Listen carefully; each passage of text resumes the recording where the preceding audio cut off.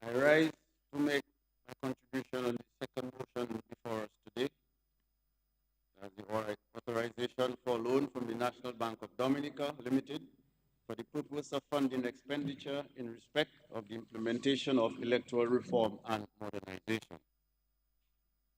Whereas by virtue of Section 3.1 of the Loans Act, Chapter 6405 of the 2017 revised laws of the Commonwealth of Dominica, the House of Assembly, may by resolution duly passed, authorize the minister responsible for finance to borrow money from approved sources or guarantee loans to statutory boards or public corporations for the purpose of financing general development purposes. And whereas on March 19th, 2025, the House of Assembly passed the Registration of Electors Act number 1 of 2025, the House of Assembly Elections Act number 2 of 2025, new acts, and Electoral Commission Act number 3 of 2025. And whereas the Registration of Electors Act number 1 of 2025 and the House of Assembly Elections Act number 2 of 2025 repealed and replaced the previous acts with the same name under Chapter 203 of Chapter 201 of the 2017 revised laws of the Commonwealth of Dominica, respectively. And whereas the requirement of the new act include the confirmation of presently registered voters, the issuance of identification cards with security features to confirm and newly registered voters, and the establishment and maintenance of a roll of the names of persons to whom voter identification cards have been issued. And whereas the registration of electors act prescribes a period of 12 months with a possibility of a maximum of 3 months extension for the confirmation of presently registered voters. And whereas the estimated cost for the confirmation of presently registered voters, the issuance of identification cards with security features to the confirmed and newly registered voters, and the establishment of a roll of the names of persons to whom voter identification cards have been issued is Eastern Caribbean $7,324,085.23. And whereas the government of the Commonwealth of Dominica has requested a loan from the National Bank of Dominica in the sum of 6 million Eastern Caribbean dollars for part funding the implementation of the new requirements of the aforementioned new legislation. Be it resolved that in accordance with Section 3 of the Act, Chapter 405, revised laws of the Commonwealth of Dominica, this honorable House authorizes the Minister responsible for finance to borrow a sum not exceeding 6 million Eastern Caribbean dollars from the National Bank of Dominica Limited on the following terms.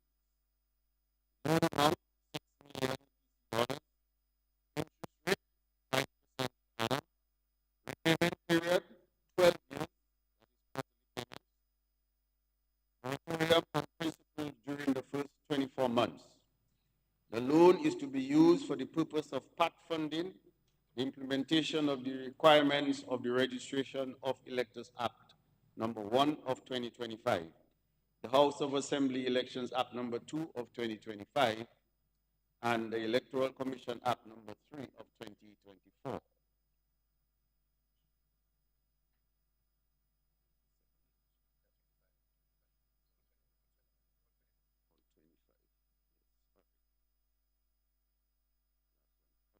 Of 2025. Take a second.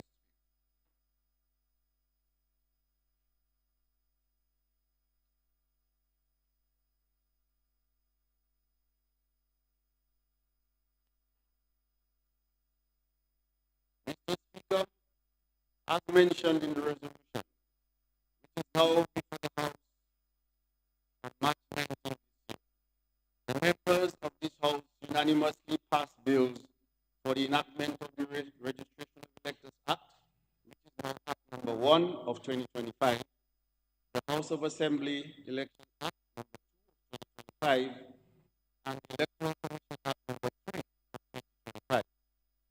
Notwithstanding the fact that none of us agree 100% all of the provisions of the bill, no member of the House objected to any of the bills. On that day, March 19, 2025, we were all statesmen and women, understanding the bigger picture. That is the need for compromise, the need to advance electoral reform and modernization, and the need to be leaders and positive examples to our people. As prescribed by the legislation, there are a number of actions, including a full confirmation process and the issuance of voter ID cards to the confirmed and newly registered voters. Based on Section 38 of the Constitution, the Electoral Commission appointed in accordance with Section 56(1) of the Constitution is responsible for the registration of voters, for the purpose of electing representatives, and for the conduct of elections of representatives. Therefore, they are responsible for the implementation of most of the provisions of the new legislation. On April 30th, 2025, the Ministry of Finance received from the Electoral Commission expenditure estimates in the amount of Eastern Caribbean $8,070,786.10 in respect of the tasks which are to be completed by the Commission over the next 12 months. This amount includes estimates for the procurement of a new IT system and equipment, engagement of temporary staff, rental of property spaces in all constituencies, and outfitting for these offices as well. Following discussions between the staff of the Ministry of Finance and representatives of the Electoral Commission, the estimates were reduced to $7,324,085.23. Furthermore, in order to reduce the overall cost to the government and the country, it was recommended that some of the government's existing systems, including staff, facilities, equipment, and services, be redeployed to the Commission to support the exercise. Mr. Speaker, bearing these in mind, an amount of $6 million is required to meet the balance of the expenditure estimates. This is a relatively large expenditure, much higher than anticipated, and there is no special funding for it, but there is no room for delays in procurement of the goods and services required by the Commission, given the time framework in which they are to be implemented, the required actions. Therefore, the government has decided to contract a loan from the National Bank of Dominica, and through this resolution, seek the approval of the House for the loan. This is to ensure in a very transparent way that the Electoral Commission has the funds needed to effect the electoral reform mandate with no delay. Mr. Speaker, just as we all supported the 3 electoral bills, I look forward to the support of the entire House for this resolution. Thank you, Mr. Speaker. The motion is before the House for debate. Yes, Honorable Prime Minister, you may proceed. Mr. Speaker, it's been reported widely that the audio of the House is very poor, and live streaming, and people are not hearing us clearly. And so it's something that the technicians need to check on. And that was before lunch and continues after lunch. But my intervention is very, very short, Mr. Speaker. First, to make it very clear that I support the submission of the Minister of Finance through this motion to seek a loan from the National Bank to guarantee the financing required for the implementation of electoral reform in Dominica. The executive has 2 functions in respect to electoral reform. One, to bring the bills to Parliament, and 2, to ensure that it gets Parliament to make the funds available to effect in electoral reform. In respect to number one, the bills were brought to Parliament, 3 of them, and they were duly passed in the House, and they're now laws of Dominica. The second function, which is the financing, we're now doing so today in a very transparent manner. And it is an important exercise in my mind that this is being done to make sure that everybody sees and everybody hears, and the record will show that the government is making available the funds available to the Electoral Commission to carry out its mandate. Now, in respect to the Electoral Commission Act of 2025, it makes provision for the establishment of a fund under the direction and control of the Electoral Commission. And this was done as part of enhancing the independence of the Electoral Commission as a constitutional creature, as a creature of the Constitution, and to enhance its independence as part of the electoral reform agenda. And that's something that is not really spoken about, a lot about, in respect to the Electoral Commission Act and what Parliament allowed for the enhanced independence of it. So what will happen, Mr. Speaker, is that those funds will be made available to, yes, there's somebody's talking there. Somebody's talking in the Parliament.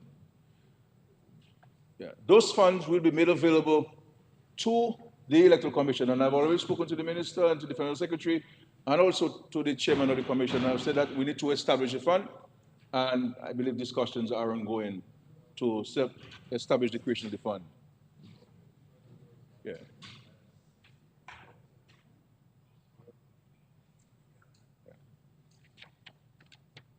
The establishment of the fund, so that the funds will be deposited, and so there is independence misuse, but obviously any monies that come out of the Treasury must be accounted for, and Parliament must report, and so on. So independence in terms of management, but independence not in terms of the good governance principles of accountability. And so I'm happy for this, Mr. Speaker. This is a lot of money. Some will say, well, why are we using that money? But I will say to them that if we had allowed the bills we passed in Parliament in 2017, when the funds were made available for the procurement of the equipment and the software and vehicles and a public relations officer and additional staff, we would not be spending all this money here today. And 7 years ago, 8 years ago, we'd have effected electoral reform. But we all know what transpired, and we all know the contemporary history where this is concerned. And so, well, we're here today to making the funds available. There will some who will come and say, well, why take a loan? Why not use CBI funds? Why not use our dividends from DOMLEC? Why not use whatever it is? But all of these things will be smoke screen. Because the same people who will come here and who I'm here on radio talking about why the National Bank funds? Why not the National funds? Why not a loan? If we have declared it to be a major priority, we have made it a major priority. There are elements in this country who have gone all over the world, besmirching and denigrating Dominica, black-eyeing Dominica, spreading falsehood about Dominica. They would want to wait, Mr. Speaker, for one member of the commission to say, well, we are missing funds. We haven't got the funds yet. And you will see letters being dispatched to all kinds of organizations who have no interest in Dominica.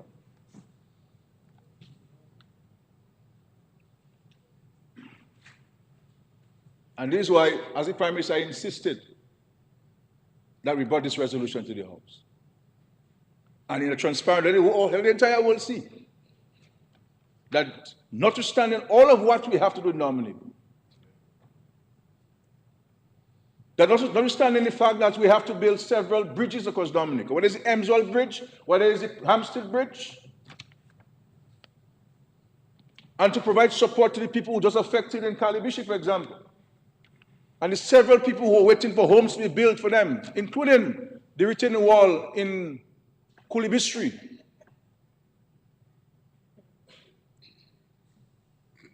You understand?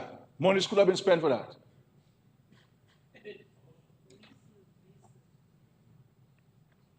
So don't come there and just read what somebody said to you. You are Dominican.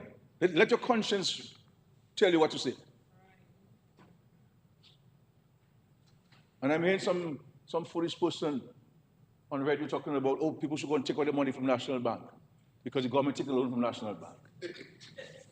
But the person should take out yours first and show me you take out yours. I mean, all kinds of foolishness being said. And the opposition wonder why they're in that state. And so, yes, I agree with everybody that this money could be spent elsewhere. But it's a priority. And the government wanted to ensure that its integrity and its commitment to electoral reform is pursued in a very transparent way, as we have done all the time. And so I want to commend the minister for bringing this to the House.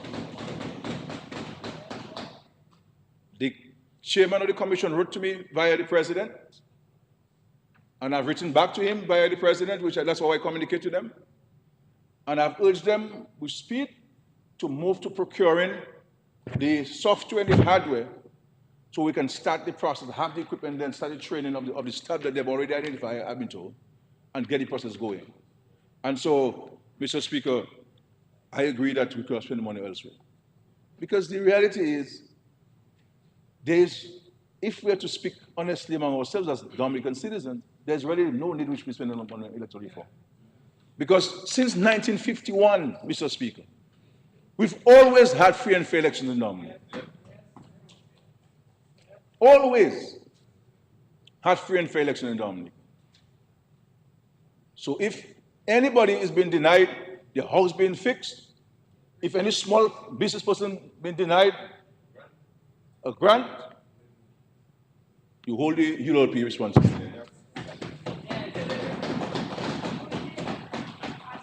You hold them responsible. Because in 2017, we made over $3 million available to the Electoral Commission. After Erica. And reality, all have gone to waste. All have gone to waste. And you tell me what you could do with $40,000. And you could tell me what we could do with $300,000. And you can tell me what we could do with $3 million today. So when we come here and we talk about who hasn't gotten help, who haven't gotten help, it is this kind of reckless behavior that we have in this country that's happening. And so, Mr. Speaker, words cannot express my contentment, my disgust, my anger too, because it is we on this government side who knows how difficult it is to run the country. And how fetching money is not easy. And how fetching money is not easy.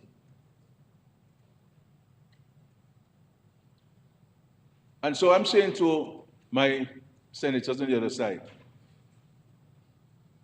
the script that they give you to come and say in the House this afternoon, watch what you say. Watch what you say. Watch what you say. Lady ever because are tongue sharp. That's not me. You not me. My man. My man, don't try me. Trust me. Don't try me. But Mr. Speaker, I would have a short intervention today to support this. The legislation is in place. I understand, and we will be providing the Electoral Commission with all of the government facilities at no cost to them to reduce on their first the financial burden. And they have been meeting between the Ministry of Finance and the Chief Election Officer and the Chairman of the Electoral Commission, and they have agreed on this stuff. And I think everything is in place to get the ball rolling and so on. So as of tonight, this afternoon, the government would have fulfilled its mandate. It is left now to the Electoral Commission as a creature of the Constitution empowered to deal with election matters in Dominica, to deal with it, to implement the mandate. And so I am hoping that we can start the process of confirmation within the prescribed period of the law, though I suspect they may need some more time because of training, et cetera, because people have to be familiarize themselves with all the processes and so forth. So I'm happy that we're here, and I agree entirely monies could have been used elsewhere. But if not these monies, then which monies? And those who like to shout CBI are the same ones, who have spent all of their years and all of their time seeking to destroy it. Seeking to destroy it. All the time seeking to destroy it. And then they like to talk about CBI. But at the same time, seeking to destroy it, Mr. Speaker. Trying to deny the people of Dominica a better way of life. Trying to stop all of these projects that we're doing. Trying to deny the NEP $5 million every month. That's what it is. And so if you're telling me whether I should shave off $2 million from the NEP to do this, no, not gonna happen. Never happen. No. We'll take a loan, we'll give it in a transparent way, give it to them, because I don't want anybody to say on the commission, well, they haven't gotten $5 yet, or they're missing $5, and so no, you have the money that you requested. And so you effect electoral reform, electoral modernization. Mr. Speaker, thank you for this. Thank you.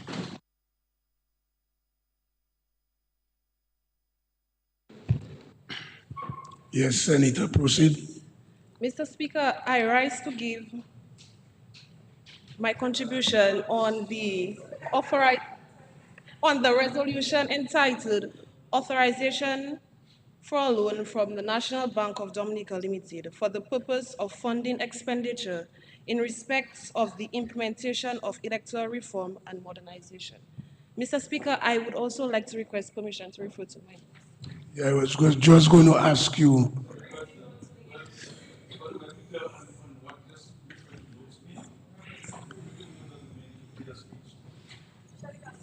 It won't be scripted, Mr. PM. Yeah, the speaker had ruled permission granted. But remember, he said the entire parliament have to make a decision on the matter. But we're giving people a chance to, Yeah. Proceed. Thank you, Mr. Speaker. Mr. Speaker, I rise today not to offer blind support or opposition, but to represent the voice of the public, particularly the youth who are listening, watching, and of course, asking important questions. My role here is not to echo what is comfortable, but to raise what is necessary. Mr. Speaker, we are here to discuss the borrowing of funds for the implementation of electoral reform, a step that moves us from legislation to execution. And Mr. Speaker, while that shift is important, the public concern surrounding this announcement cannot and should not be dismissed as mere noise. Mr. Speaker, many people online, as you all know, have reacted with skepticism when news of this loan surfaced. Mr. Speaker, questions were raised about the timing, the amount, and most critically, about whether this funding will truly be used for the public good and for our beloved Dominicans. Mr. Speaker, allow me to share a little story of my own. I remember casting my very first vote for the first time as a little Jabawi girl. Mr. Speaker, it was a powerful yet very fragile moment. For the first time, I was a part of this big thing that I'd only ever seen the adults taking part in. My parents, grandparents, uncles, aunties, bigger cousins. And when it came to me, I kept thinking to myself, this is going to affect my future, because honestly, it does. Mr. Speaker, a vote is not just a mark on a paper. It's not just putting a tick, an X. Apologies. It is a citizen placing their faith in a process for a better tomorrow. For me, Mr. Speaker, though, it wasn't about party. It was about my future. And the future and the future of a little Bowie girl and the grown Bowie woman she would become, living in Dominica, shaped by the decisions that she made. Mr. Speaker, now that the reforms have passed, the work of implementation must be watched even more closely because we moved from legislation to execution. We went from paper and we are now going to put things into action, right? Mr. Speaker, the Electoral Commission now has an enormous task of ensuring that this process is managed transparently, a word I am hearing being used a lot in this parliament. And we must ensure that it is being managed transparently, fairly, and without political interference. Mr. Speaker, that includes how these funds are used, who benefits, and whether the execution is truly done in the spirit of true reform, because, the mandate has been passed. We Are all you, sat are down. you member? I'm lost because, first of all, let me just point out to you, in regards to saying that the monies and is it for public good, is imputing improper motive because it's clearly for electoral reform. That's one. Number two, I'm lost. I trying to get the relevance. I really trying to get the relevance. Okay. Yeah. Mr. Speaker, withdrawn from the, what you just said, yes, withdrawn. Yeah. But Mr. Speaker, accountability is not just a buzzword, it is a demand. If we are borrowing for the people, then we owe them clear answers, transparent reporting, and continuous updates. I know Dominicans, and they bad by their money. Mr. Speaker, we have this words or phrase we say, pay me and vex with me. They want to know how their hard-earned money is being spent, especially if they worked on a Soleil show for their hard-earned money. We must pass the laws and do so with transparency. The laws and execution, Mr. Speaker. Mr. Speaker, the public, particularly the youth, are far more engaged than many assume. Mr. Speaker, they are paying attention to not just what is done, but how it is done. Mr. Speaker, if we truly want to restore faith in the electoral process, we must invite the scrutiny, not resist it.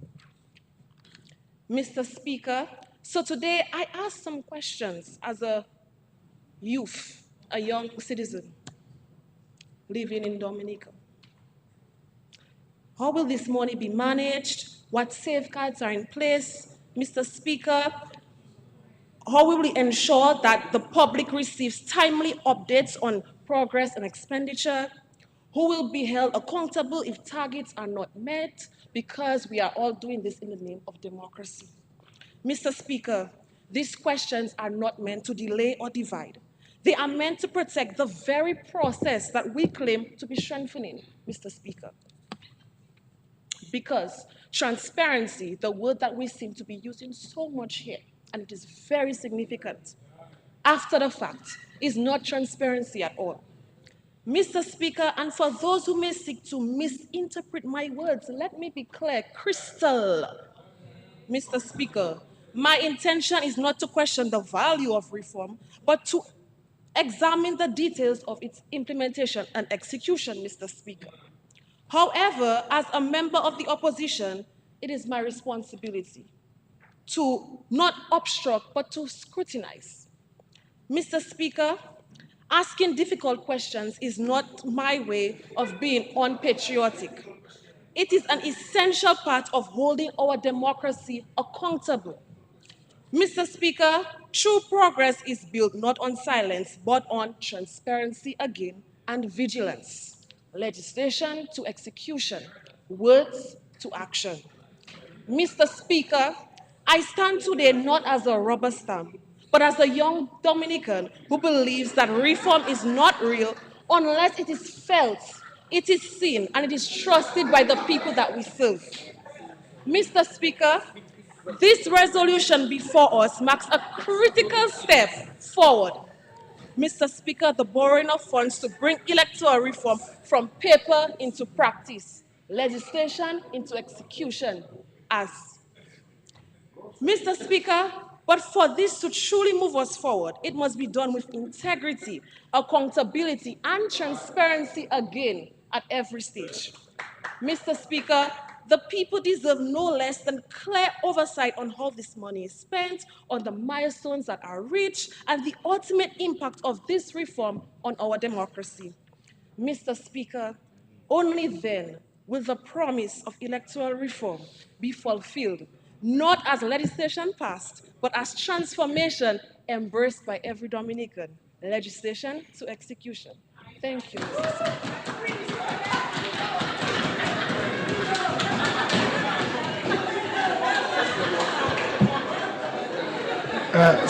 Senator, No. Senator, your mic. But you see, Honorable Vince, before you proceed, you see, honorable members, that's my caution about just writing and reading notes. That's my caution. For just for future reference, I did not interrupt you because that was your first major attempt, in trying in the House of Assembly. So I did not want to interrupt you. But hold on. But I just wanted to point out to you there are many instances where you imputing improper motives. I pointed out one to you. And also you need to look at the issue of relevance. This speech or this was really pointed to when we had the electoral reform bill itself, the Electors Act, you know? It was more relevant to that. But the relevance it was very difficult for me to get the relevance. But good attempt. Let's proceed. Honorable Henderson. Thank you, Mr. Speaker. I was very illuminating presentation by the young senator, and I encourage her to continue improving, as it were. I was trying to get the right word to describe her presentation. The only thing that comes to mind was a pantomime.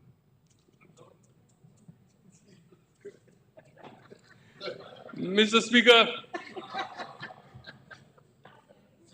no, I encourage you to continue improving. But no, the expression was so plentiful that I find it was enlightening and illuminating. So that's all I said. I didn't in any way insult the young lady. But if you are presenting in your own style and fashion, that is fine. I didn't anyway criticize you. I'm just saying that's what it reminded me of. You need to take your time and do your presentation. Don't let your message be lost in your gesticulation. That's all I'm saying. Because that is what it appears to me, because it takes away your meaning. You had so many lovely words that you shared, but you threw me off. You were distracting me all the time. So just slow down on the thing.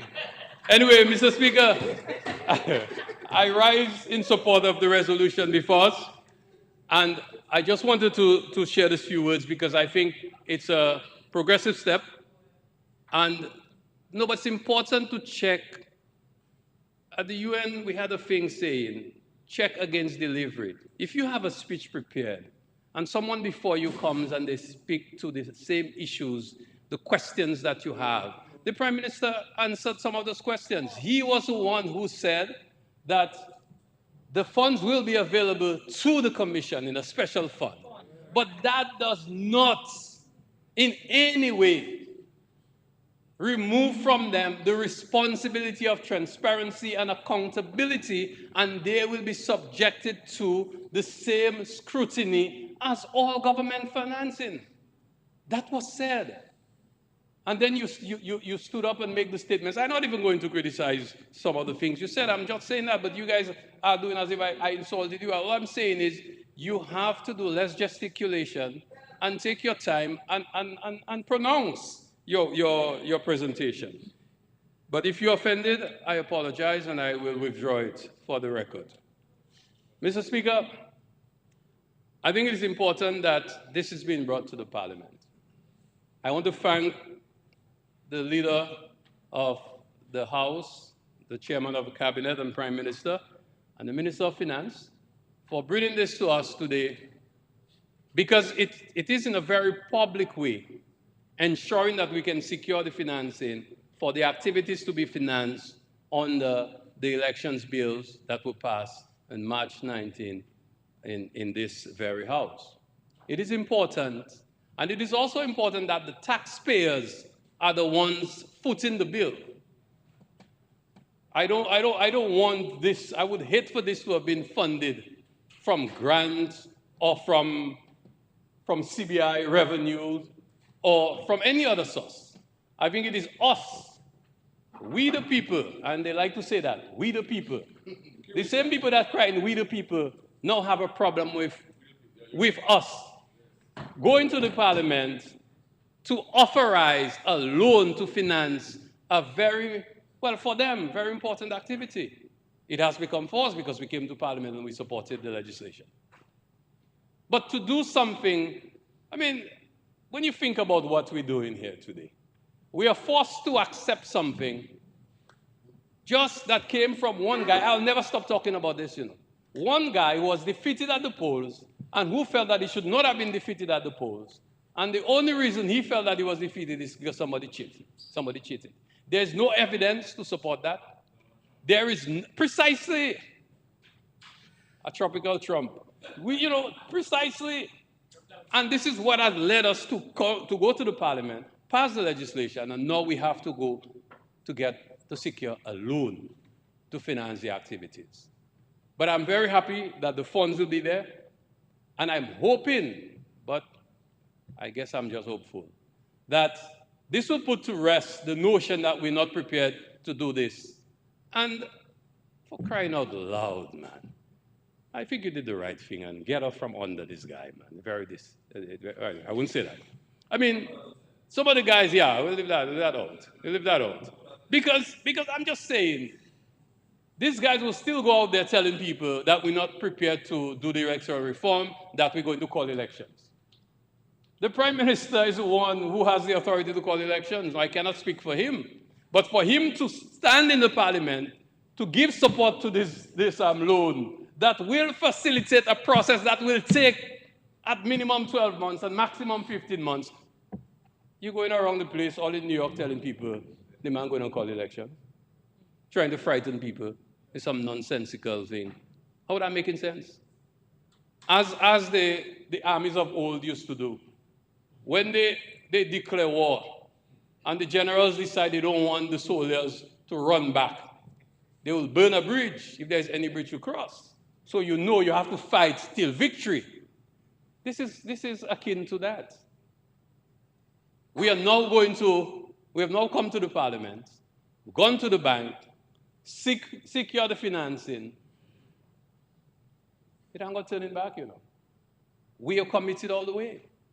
So I don't understand how is it that people could still go around with all of this nonsense and trying to scare people and writing to international and hemispheric organizations.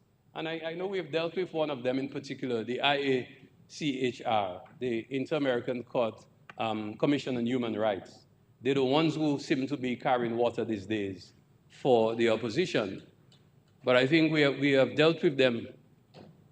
In my view, we have sufficiently dealt with them, and we will continue to make our positions clear, because we have demonstrated not only our willingness to pursue this electoral modernization, but we have gone even further than our supporters wanted us to go, just to keep the peace, just to ensure that this thing could be put to rest and that we can move forward. So today, this is the final act, as Prime Minister said. There were two things that were required of us. One is the legislation, two, the financing. The financing is here. So now, it is really up to the Commission to do its work and for us to ensure that we cooperate with them so as to ensure this process can be settled once and for all, and that we can move forward to do the business of the people and not being forced to further burden taxpayers with activities, although can be helpful, but have not been as a basis of any serious concern that is legitimate. But we are finally closing, I hope, our own responsibility on this and get to the next chapter of the story of electoral modernization. Thank you, Mr. Chair. Mr. Speaker, I stand to support this. Yes, Honorable Blackmore, proceed. I stand, I'm in a vexing mood. Mr. Speaker. Vex, Mr. Speaker. You shouldn't be so vexed. Why am I vexed, Mr. Speaker? Why am I vexed? I'm not sure why I should put Mr. Speaker. I'm vexed. Mr. Speaker, I support this measure before this Honorable House. But this loan that we are seeking to approve before this Honorable House rests on the shoulder of the United Workers' Party and its surrogates, Mr. Speaker. Because, Mr. Speaker, we are years late in passing electoral reform, which of course were enacted into law on the 19th of March. They obstructed the passage of the election laws. Subsequently thereafter, we had COVID, which changed the financial outlook of the country. And Maria, had we passed into law then those measures that we passed on the 19th of March, we would have had the money, Mr. Speaker, to pay, to fund all what we need in order to create the infrastructure within the Commission, Mr. Speaker. They are the only responsible. And why they are standing and asking for transparency, and a nice word, integrity and transparency, have been actually downgraded to cliches, overused, Mr. Speaker. Mr. Speaker, let me say something to the Honorable House. One of the issues, Mr. Speaker, it's like a malady destroying and undermining the progress of this country. It those of us who are supposed to know better, we don't read. We don't read, Mr. Speaker. And if we don't read and we don't have the level of competence, we don't go to people with the level of competence to interpret things to us. So we just come and we propagate and say things. And nowadays now, once you see something on social media, right now they have what they call TikTok, it is true. I see it on TikTok. I saw it on Facebook, it is true. Mr. Speaker, why do you talk about transparency? One of the things this government did on a sitting on March 19th was for the first time pass what we call the House of Assembly elections bill. It is now law. Before that enactment of that legal regime, Mr. Speaker, the Commission depended on the provision within the Constitution. It had no autonomy, Mr. Speaker. So what is happening right now? Section 12.2 of the bill that I just referenced, the Act now, Mr. Speaker, creates a facility. So, and a fund is established under this, under this new measure. But Section 12 stipulates how funds can be actually allocated to the fund within the Commission, Mr. Speaker, by way of appropriation before Parliament under Section 12.2, Mr. Speaker. And that's what we're seeking to do, Mr. Speaker. So, Parliament, therefore, under the direction of the Minister for Finance, what he's doing now is coming to seek the approval of the Honorable House to appropriate monies by way of a loan that can be paid on a yearly basis, Mr. Speaker, to the Commission. That's what the law says. They haven't read the bills, but it is now law. And Mr. Speaker, well, I know you read it, that's why I had to resign. And you come back now, that's why I had to resign. The problem we have with the Workers' Party now, the people who are asking for electoral reform and advocating on behalf of the United Workers' Party, they had not read the bills. And those who read like him had to resign. Can you imagine that? What a fiasco. You understand? He read the bill. He understood the bills. He stood there. I set a trap because he was trying to play, Compelape and Competi. Because the first time, sorry, Mr. Speaker, for that, for my eyesight. Just translate. Yeah, yeah. When we came to Parliament, Translate. yeah, well, Compelape, not a rabbit now. Yeah. Rabbit like with the goals. T. Yes, yeah. Yeah, I'm Mr. Rabbit. Now, Mr. Speaker, when we came to Parliament, Mr. Speaker, and to have had the first reading of the measures, you know what he did? He came with a characteristic, smiling, nice guy, kind of stuff. He spoke there, Senator Parris, and when he finished, he went to address the unlawful mob outside Parliament. But that time on March 19th, I said, not again. I'm going to hold Compelape today. Mr. Rabbit. So I asked for a division, asking for a vote to be taken, and he took the bait. And he went, yes. You understand? So he was forced, therefore, to stay in Parliament. And it was impossible for him to have gone outside there to play next Compelape on us. As a consequence, Mr. Speaker, he had to resign as deputy leader because he read the bill. So that's the fiasco Workers' Party is now facing now. And then you have a young senator who should have gone and read all the bills, all the acts that have been enacted. And when she comes and speaking about transparency and integrity and all the other things you can think of. But we are just giving credence to what the law says under Section 12, subsection 2 of the House of Assembly Election Act that says that Parliament, through the direction of the Minister of Finance, can appropriate funds and pay into the funds to be kept by the Commission on a yearly basis. So what are you talking about transparency? What that does, from your connotation, when you spoke just now, what does that word transparency means? Where does come in transparency, integrity, scarlet must go? A pack of foolishness, Mr. Speaker. When that is going to stop in this country and we're going to get serious? This is a House of Assembly. So I make jokes sometimes. That's why, Mr. Speaker, I send back. Because as I end,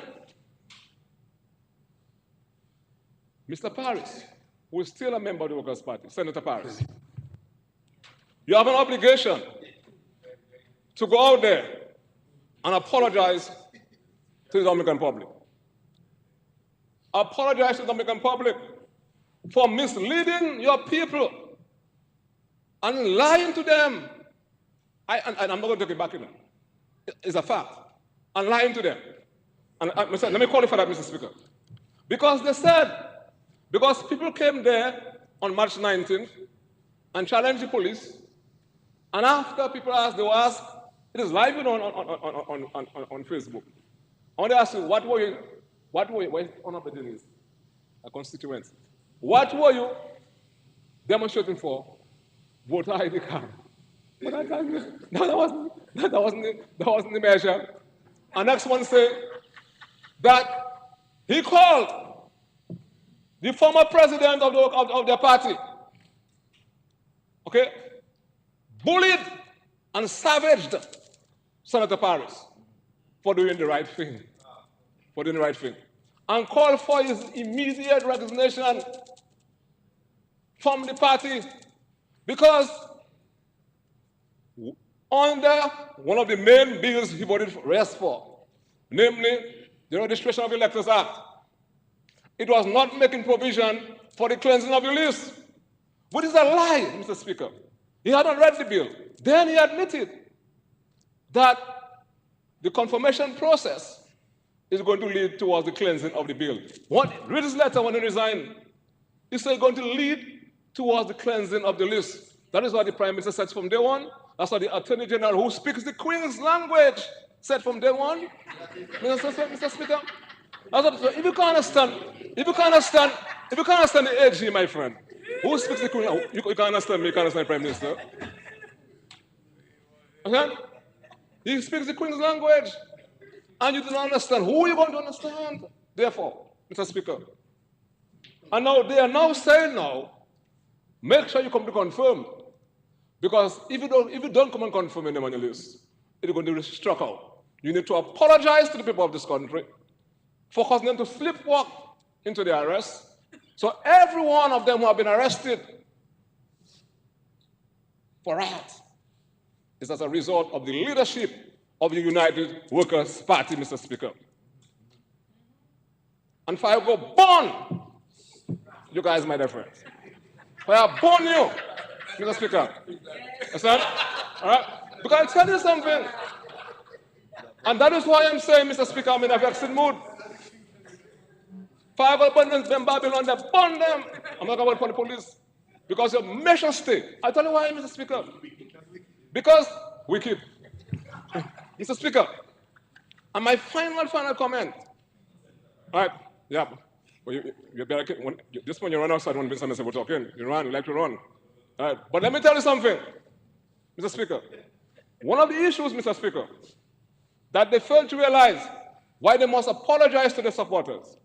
Because they intended to storm Parliament and to have constrained Parliament. But every one of them, had that been done, Mr. Speaker, would have been arrested for treason, Mr. Speaker. It's an act of treason under chapter 1002 to try to constrain Parliament and to prevent Parliament from doing its work. So it would have gone further than riot, because our intention was to come to Parliament. I don't know who are going to come in here, not being me, and to constrain Parliament, because all you said that are you going to come to Parliament, a pastor, yeah? Come to Parliament. Well, your partner, you wanted you out. Okay? You're doing very well. They're going to come to Parliament with their own bills, and they're going to hand it to the Speaker. And the Speaker shall pass that bill. Can you imagine that? That would have been treason, punishable by life imprisonment, and to be kept in jail without bail. And that act was passed into law on the 22nd of March, 1984, Mr. Speaker. So that coming to Parliament and holding miss and running after Speaker, that is something of the past. It can happen now, Mr. Speaker. It will not happen now under this administration, because we are going forward. We are advancing, Mr. Speaker. And I support, Mr. Speaker, the advancing, and do the right thing, my dear friend. Do the right thing. And you have been talking to the Prime Minister. He might consider you. You understand? So you have space there, because there's more stability. There's more stability on that side. You are nowhere, Mr. Speaker, on the other side. All right? Mr. Speaker, I support this measure before this on my box.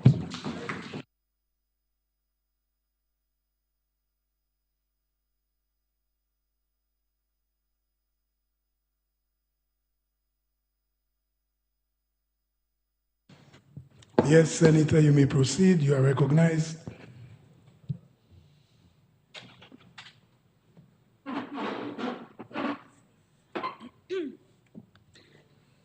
Mr. Speaker, permission to refer to my notes, please. I seek your permission to refer to my notes. Permission granted. Mr. Speaker, I rise to give my contribution to the resolution presented in this Honorable House seeking authorization for a loan from the National Bank of Dominica for the purpose of funding expenditure in respect of the implementation of electoral reform and modernization. Mr. Speaker, let me place on record that I am not opposed that the process for confirmation of presently registered voters, the issuance of ID cards with security features to confirm and newly registered voters, and the establishment and maintenance of a roll of the names of the people to whom voter identification cards will be issued to in Dominica will proceed. Okay? On record. As a matter of fact, although we have not gotten all the things that we've been advocating for over the years, it's a start, so let's get it going. Mr. Speaker, the electoral reform process has been ongoing for more than a decade. We were aware of what would be needed to get this going, and it seems to me that all our preparation and planning, I'm putting a little money aside, we like to put money aside, which was necessary for implementation, was not done, since we are here as approval for another loan is sought. And not two loans in one day. Mr. Speaker, the statement, if not CBI, then what, comes to mind. So if not CBI, then loans. Because we are once again heading to the NBD for another loan, for something that we should have been prepared to implement using funds from our biggest revenue stream, our Citizen by Investment program. Why can't we use the necessary funds needed from our CBI program?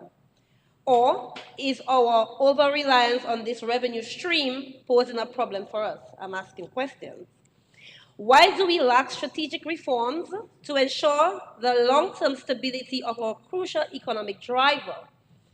It seems to me, Mr. Speaker, that our source of development now is loans, loans, and more loans. This, however, raises the question, what is Dominica's debt service coverage ratio at this time? For the short period that I have served in this parliament, very short, more than 50% of the sittings is aimed at authorization for loans or credit facility. Mr. Speaker, Dominica's overall risk of debt distress and our risk of external debt distress is extremely high. We are at a higher likelihood of facing financial difficulties in repaying our debts, potentially leading to default or restructuring. It appears even more likely now that in the not-too-distant future, the country will find the difficulty honoring its debt obligations, thus defaulting on payments, making regular requests for restructuring of obligations to the bank and other financing agencies and to individuals who purchase government instruments such as treasury bills. Mr. Speaker, I say what I want. Translate, I'm not saying what I want. This data was taken from the Dominica staff report for the 2024 Article 4 consultation, Debt Sustainability Analysis, written by the International Monetary Fund, Western Hemisphere Department, and published in June of last year. Based on this analysis, Mr. Speaker, undertaking another loan to begin the electoral reform process while our debt distress is extremely high is not the best decision. I therefore implore the government to avoid another debt. It is in our best financial interest to dip into our well of CBI funds for this reform project. Our CBI funds that we've over-relied on and replaced as priority over our investment in sustainable development, climate-resilient infrastructure, our agriculture industry, and tourism to support our vision of becoming the world's first climate-resilient nation, as well as investments in renewable energy and ecotourism to diversify the economy and create jobs. As I've stated before, Mr. Speaker, I am in support of the reform process. However, I am certain that funds received from the cash cow should be utilized for this purpose. Thank you.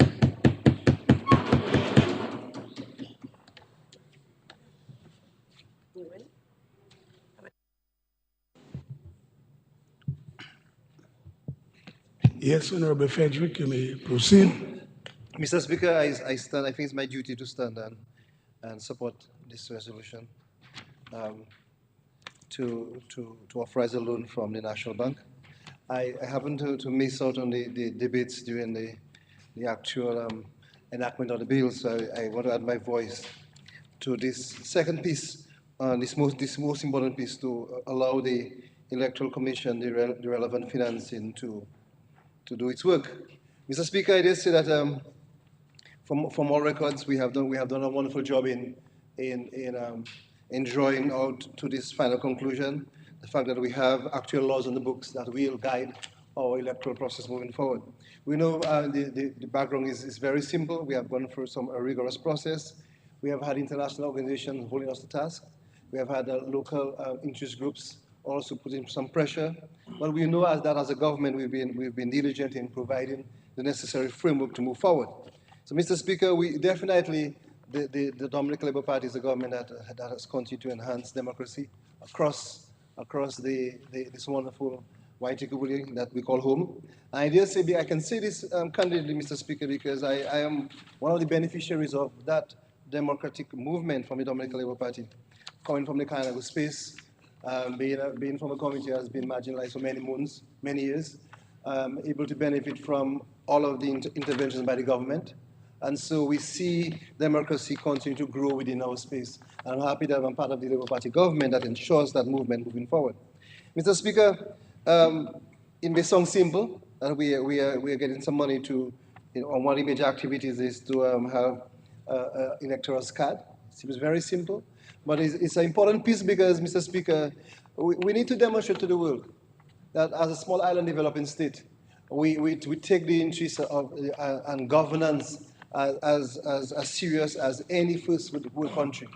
We have come, you spoke about it, Mr. Speaker, this morning, we have come from a legacy of colonialism, of being oppressed by the people who came.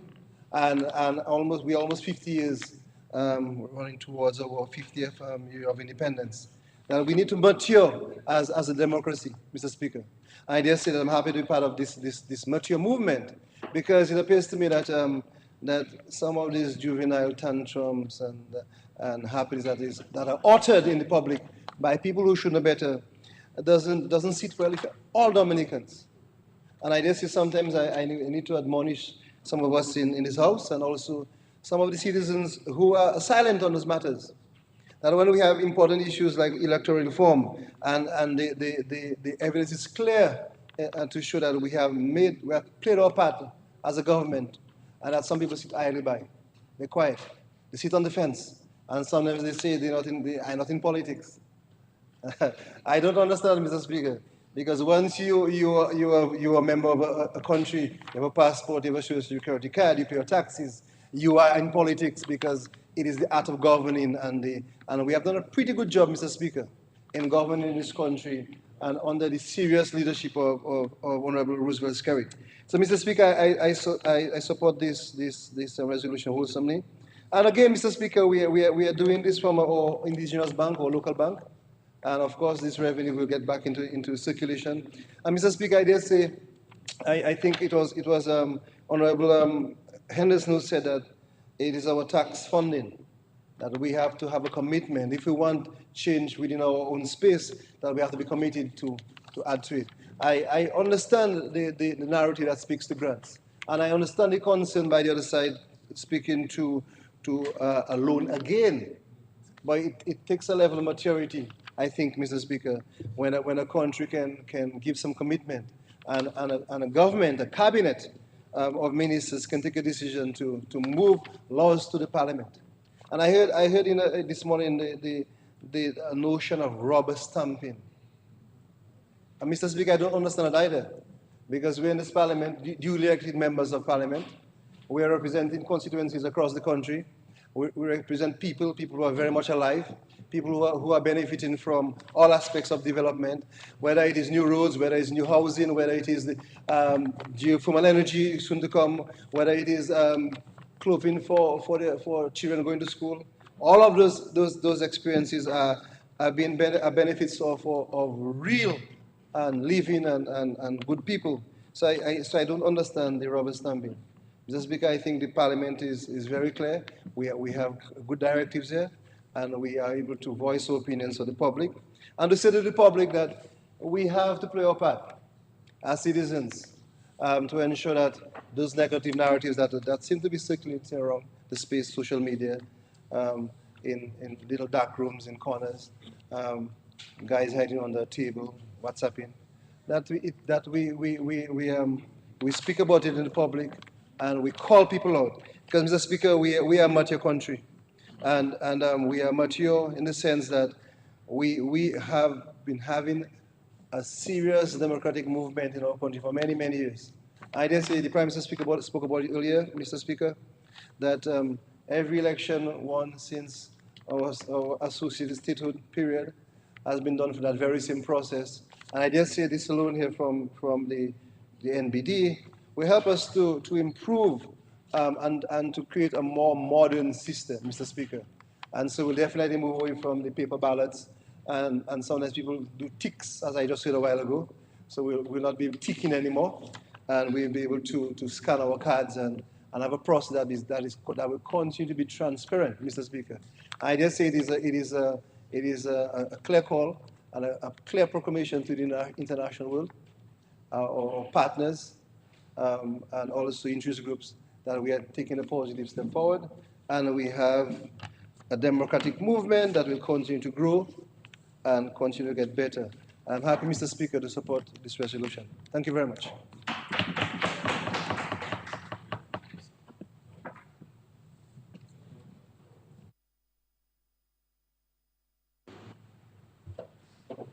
Yes, Senator Paris, you may proceed.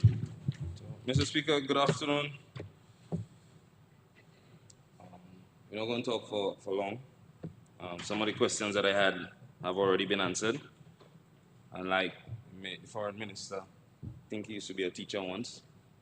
He admonished us that if things have been answered, we should can I come and say it again, eh? Mr. Speaker, I just have a few things I want to talk about. Back in the day, Mr. Speaker, when Parliament was a bit different, teachers, educators used to ask students to go and to listen to the Parliament. And they would be encouraged to listen to the Parliament for a myriad of reasons. Information, to get the correct type of way to speak the Queen's English, subject-verb agreement, those kind of things. Helping to educate our young people so that, no, you didn't do that? People were asked to pay attention to the Parliament, not just the news, but pay attention to what happens in the Parliament. Look at your legislators. Understand the level of responsibility that goes into leadership, making sure that the future generations understood what is going to be required of them later on, because our students hopefully will become more leaders, right? Mr. Speaker, I hope that we can continue to provide a space where teachers in high schools and primary schools and even in universities and people in, Mr. Speaker, all of that too. It's not all of that. Are you standing on a point of order? Point of order, I wonder what's the relevance of this Yeah, part of the contribution. yeah, take your seat. So we're talking about a loan. Yeah, yes. Yes, Honorable Member, Senator Paris, I agree with the member. You need to get to the point. Would you like me to withdraw it, Mr. The Speaker? preamble is too long, Would you like and me it's to not withdraw relevant it? to the debate, yeah. You'd like me to withdraw it? Yeah. Withdraw. Yes. Let's just get to the point. Mr. Speaker, so when we come here, Mr. Speaker, can I proceed? Proceed. All Yes. right. So, Mr. Speaker, when we come here and we engage in the debate, right? Even though some of us are more senior in age, but not in other things, we should engage in a meaningful discussion, right? So when we ask questions, even questions that we say, like the Prime Minister mentioned a while ago, he doesn't like debt. As a person, in his individual life, he doesn't like debt. And even as a legislator and as a leader, he doesn't like that. He understands the reasons that he has to do it, but he doesn't like it. So how comes it's strange when people on the other side question our modus operandi? That was the point I was making, Mr. Speaker. Because we still have questions about this debt. To make the point, it's not about disagreeing with the fundamental principles of the implementation of the Registration of Electors Act. Everybody know that is my favorite. Nobody's disagreeing with that, and we're not going back to the debate of March 19. It's about asking, gentlemen, legislators, Mr. Speaker, is this the right way for us to go? And people are being ridiculed for asking the question in a parliamentary debate where we are expected to be responsible. That's what I'm talking about, Mr. Speaker. We should not endeavor to reduce the quality of debate that happens in the House simply because we disagree. Encourage more transparency, encourage more diligence, but encourage a debate. Because we cannot agree on one hand that debt is bad and we are afraid of it in one space, but when somebody else asks about it, we have a problem with it. It's disingenuous, Mr. Speaker, and we shouldn't do it. So we are still raising questions about the avenue, not for the reason, the avenue. I heard the Prime Minister saying a while ago, I sorry that he's not here because he engaged me a while ago and I like it, Mr. Speaker. I wanted to engage him back, but he's not there. So I'll give somebody else a question. Mr. Speaker, I heard him mentioning a while ago that some people are going to shout, oh, why we don't use CBI? Well, you know, I'm coming back to shout why we don't use CBI. Of course, I'm coming back to shout why we don't use CBI. Mr. Speaker, I'll try my best to be careful in the way I espouse it. Yes, but on the fact that why not CBI, I can rule that is repetitive because many people have already said it already. No, Mr. Speaker, just two way. No, many. And it's not much of us. Yes, I'm lying. It's just two. But Mr. Speaker, why not CBI? At the current legal rate of the exchange, it would only take us about 12 investments to raise that money. I tried my best. I don't want to get the speaker vexed again. It would take us about 12 investments at the minimum investment value, legally, to raise that money. How you expect reasonable, responsible legislators not to ask, hey, could we not have used that instead of adding burdens? You see you. So, Mr. Speaker, that is a responsible, reasonable question to ask. Whether you agree with it or disagree with it is a completely different thing. And now we're hearing that we want to get the money tomorrow. Well, we should have get it last week. Doesn't change the question, though. Because since 2017, Mr. Speaker, our average...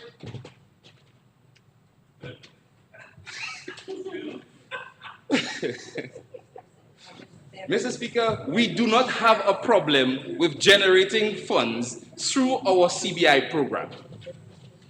We don't have a problem. We have problems in Dominica. That is not one. So don't find it strange if we're asking a little $6 million. That is chump change compared to what we have shown to be able to raise in one fiscal period. It is not unreasonable to ask, why are we not exploring that option? Mr. Speaker, we can go on more to ask all of the people who have advocated, and the foreign minister said something that I disagree with. He said that the populace should be the ones paying the bill. No, but I disagree with that. And the reason I disagree with it, Mr. Speaker, is because so many of our partners, bilateral organizations all across the globe, have opined that Dominica needs, electoral reform, etc., etc., etc., etc., etc. We're saying that none of them wanted to help us finance it. For the years that they themselves, Commonwealth Secretariat, OAS, all the rest of them, have opined that Dominica needs electoral reform. Even some of them that have no business in our business, they opined on it, they should give us some money. Have we exhausted those options to ensure that we can get... Yeah, it doesn't matter, not that we're talking about exploring options. One, to make sure as best as possible, we're not adding to our debt stock, one. And two, we're ensuring that we're getting money and people are putting their money where their mouth is. In and outside of Dominica. That's the reasonable debate that we're trying to have. And we understand the politics, and that's fine. And we understand the jabs, and that's fine. We built in the jungle, that's cool. But I'm saying we still have to participate in a reasonable debate on the issue, whether we agree or not. My colleague raised the issue of transparency. So I was on to call her pantomime and all kind of thing. That's okay, we cool, that's fine. Doesn't take away the validity of the question. Yeah, man, I practice. It doesn't take away the validity of the question. That more transparency builds public confidence and trust in the process that we're expecting our citizens to holistically engage in and participate in. What helps to build public confidence and trust is transparency, is clarity, is understanding the controls that are in place. So yes, it was said, but are we saying that there's no more room for transparency? Of course there is, Mr. Speaker. Of course there is, Mr. Speaker. And on the issue of transparency, Mr. Speaker, on the issue of transparency, right? Word on the streets. Word on the streets. Before you proceed, I'm really lost. That's why I said on the transparency issue with regards to the loan, I'm lost on it. I'm trying to connect, because if the loan is taken by the executive branch Okay, Mr. to give to the electoral commission, I cannot connect the relevance. I'm trying to connect. All right. But proceed. But that's why I was concerned. Yeah, but proceed. Because I can. Mr. Speaker, where's the budget? Was a budget presented? Was an itemized budget presented, breaking down?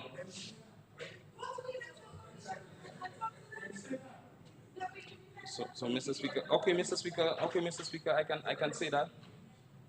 Where is the budget? Don't we think that if we had provided a breakdown of how this money would be implemented, wouldn't that add to the transparency? Wouldn't that add some clarity to the issue? And raise less questions. And raise less questions? That doesn't answer that? Mr. Speaker, Mr. Speaker, how much are we going to pay for public education? How much are we going to pay for staffing? So, okay, Mr. Speaker. So, all right, no problem. So, no problem. I wish your mic was on. The AG is advising me now to ask the commission that, right? But that does not mean that asking for transparency is unreasonable. We here are approving the loan. If you want to direct us who are asking the questions and everybody in the public who has those same questions to the commission, say that. But don't say that asking for transparency is not a fair question. That is the point. We cool, Mr. Speaker? All right. I can go back to the word on the street? Word on the street, Mr. Speaker. And both you and I know, Mr. Speaker, that we really shouldn't be trusting the word on the street. Right? I mean, me of all people. we know we shouldn't be trusting the word on the street. But, Mr. Speaker, I have to ask the question. Right? And by the virtue of the fact that we are here approving the financing for this process, word on the street is that the Labour Party are already confirming people. No, wait a while. Word on the street. You shouldn't say offense. Mr. Speaker. Why they offend like that? A little protection, please. A little protection, please. A little protection, please. Well, you're always getting trapped like that, eh? You gotta make me finish. You keep interrupting me, man. Word on the street, Mr. Speaker. Labour Party already confirming people. As a matter of fact, they already cheated. Right? But Mr. Speaker, by virtue of the fact that we are here, right? Approving the financing to buy the machine, to get the forms printed, to facilitate the same process. It means, Mr. Speaker, that is not possible. It means that is not possible. Of course I deadly, you know that long time, but you get trapped in the same thing all the time. Mr. Speaker, so my challenge now is that somebody on the other side can emphatically stand up, and as according to the Minister of Trade a while ago, allay the fears and anxiety of the people that think that is going on. And some of the same people that have that say, huh? No, people don't get a chance of violence. But Mr. Speaker, I think it is prudent, Mr. Speaker, we can have a little order in the House. All the high school students looking at it saying this debate Yeah, is members, please allow disgusting. him, please allow him to speak or stand on a point of order. But we cannot be distracting him when he's speaking. You see, I was looking to see where he's going. But you just listen and then if you have to interject, interject. But you can't be distracting him while he's debating. Yes, Mr. Speaker. Honorable Paris, take your seat a sec. You stand on a point of order? Yes, sir. Yes. Mr. Speaker, respectfully, the member is imputing improper motives By what? by alleging that members on this honorable side of the House is confirming members of the. That's what he indirectly said, Mr. Speaker. No, he didn't say that. He said Speaker, word on the street, and then he said he don't agree with word on the street. But he just trying to twist Right, well, Mr. in the Speaker, debate. Mr. But Speaker, let's proceed. Mr. Speaker, Let's majority of us proceed. can infer. Yeah. Let's yeah. Proceed, Honorable Senator. Thank you, Mr. Speaker. Thank you, Mr. Speaker. This is the same thing I'm talking about paying attention in the debate. Paying attention. Paying attention in the debate, right? Mr. Speaker, so I think it would be prudent. Somebody on the other side, maybe somebody on the front bench that hasn't spoken yet, stand up and say emphatically clear that there's no way that the Labour Party would ever be engaging in that because it's not even possible. It's now we approving the money for it. Huh? It's not possible. Allay the fears and the anxiety of the populace. Allay the fears and the anxiety of the populace. But coming back to you, Minister of Trade, you mentioned something, and now that the Prime Minister is not here, I will put it to you. In the same vein of clarity and transparency, Mr. Speaker. Huh? The people keep, and I heard somebody, yourself, admonishing reporters to be careful of the questions that they asking the Prime Minister about when he's stepping down and all kind of thing like that. And I agree with him. Stop that. But I also agree, like you were mentioning earlier, Minister of Trade, that it'd be foolhardy for us to be now approving a $6 million loan for the implementation of processes regarding electoral reform. And for there to be any snap elections, that's not possible. But reporters, I don't know if they're not asking the questions properly. But it would be nice. He's not here, but I'll still ask the question. I know you're listening. He'll probably answer sometime when you walk in here and he'll answer. Regardless of the provisions in the Constitution under Section 54(4), that the Prime Minister, and this is not to challenge the powers that the Constitution gives him, but by virtue of the fact that we are here approving these money for the implementation of the electoral reform legislation that was recently passed, just allay the fears of the people and the anxiety. That there's no inclination. No, you have to be careful with all you think. just to give us some confidence that there's no way that we're going to be approving these monies now for the implementation of our electoral reform laws and call us snap elections before general elections are constitutionally due. Careful.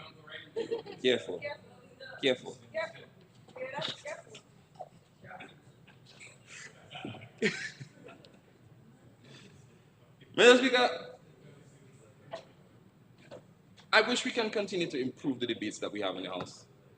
And we can continue to have fair debates, robust debates as the Leader of Parliament continues to support and promote. I hope that we can continue to do that because the people of Dominica deserve it. The people of Dominica deserve it.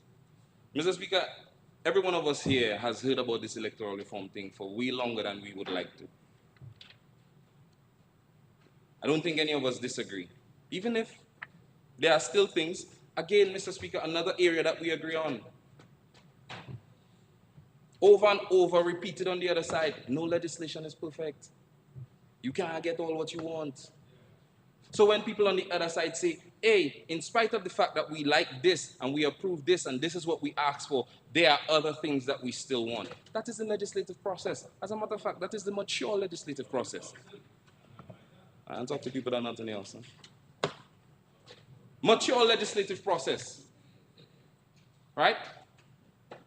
But we can also say, guys, let's evaluate some additional options. Let's evaluate some free money. We don't have to take a loan for this. We have other options.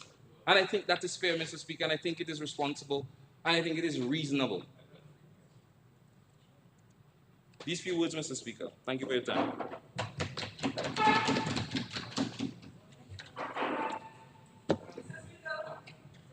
Yes, Honorable Charles, you may proceed. Senator. No. The Honorable Minister is smiling, so she's okay.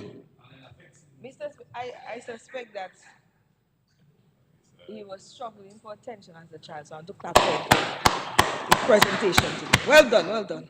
I didn't understand the relevance of the presentation, but I made know that it was well presented. Whether what he said made sense or not, I'm clapping for you as your colleague. What I will say, Mr. Speaker, this electoral reform bills have been debated, as we said, for 2 decades. Okay? We want it done fast. You see the Dominican Labour Party government, we want to move the process. We want the money there tomorrow. So my best advice to the Parliament, let us move on in the process and approve the loan, and so the people in Dominica can rest assured that this government is ready to advance the process of electoral reform by sending the money to the Electoral Commission. If you have any questions for the Electoral Commission, he's free to write to them. He's free to ask them a question. He's free to get details. Do some work. Do some research. Don't just come to the panel and expect us to answer questions to you. You can do your own research. Senator Paris, do your research. Go to the electoral office. They are open to the public. You can ask them a question. You can get the details you're asking for. But let us move on in the business of the House. Let us approve the loan and send the money to the Electoral Commission so we can get on in the business. And don't worry about elections. I wouldn't worry about elections if I were you.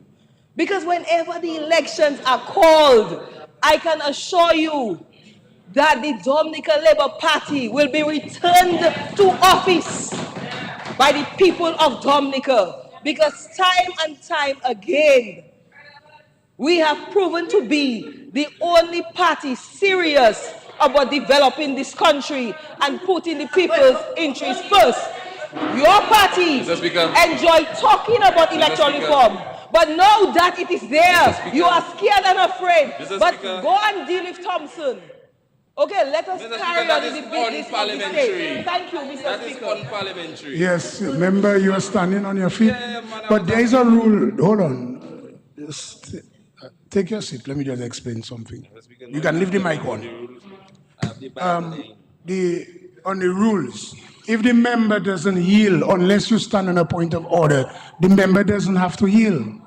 When you stand, you have to say you stand on a point of order. It's not just standing. So you stand, you say, Speaker, I'm signing a point of order. Then the member takes a seat.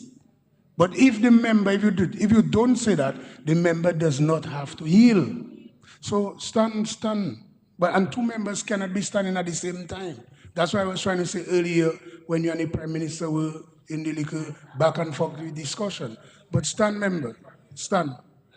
And the Prime Minister doesn't do that, Mr. Stand. Speaker. I apologize. Yes. Yeah. No, but I just found the debate was getting out of control. No. And I anticipated. I was asking for the relevance of her line of No, debate. but That's no. what I was asking. No, she was. But she realized it was out of order. No, member, you brought in the statement, so she responded to it. So relevance is in regards to, for example, we're debating on the bill. So if it's on the bill, we focus on the bill.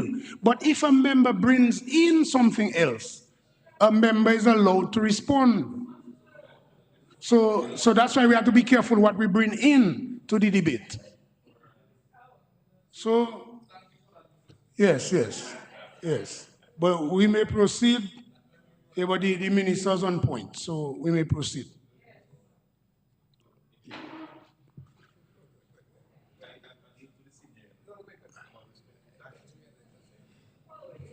Thank you. Thank you, Mr. Speaker. I Proceed, stand Honorable. to make a brief contribution, very brief, to support this resolution.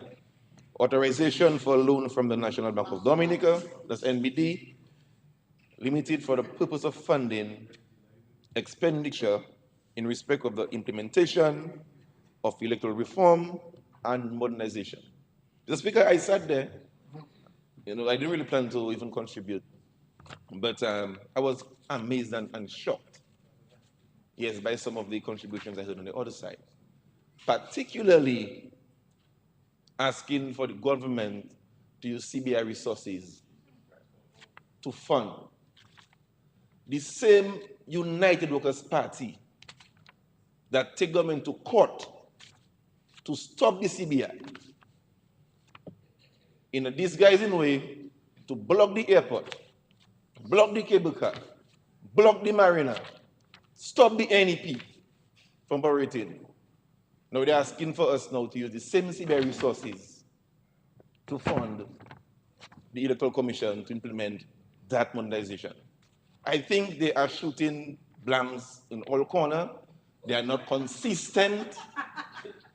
I thought when Mr. Paris was forced to resign, I thought he would have corrigé, but it seems that he even have gotten worse.